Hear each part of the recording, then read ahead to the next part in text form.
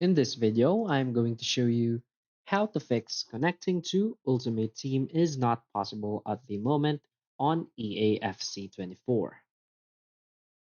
So please watch the video until the end and follow this tutorial step by step to avoid making mistakes. So let's get started. So how do we do this? So I'm here in the article to fix this. So when you encounter this error, try the following steps.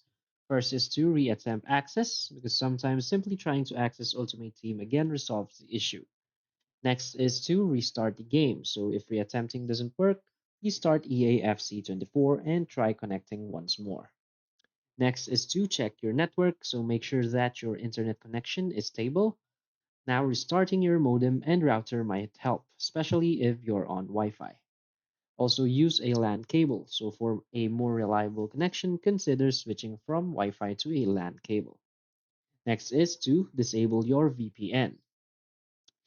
Now also check for server status, so official updates, so just check EA's dedicated Twitter account for any server status announcement or scheduled downtime.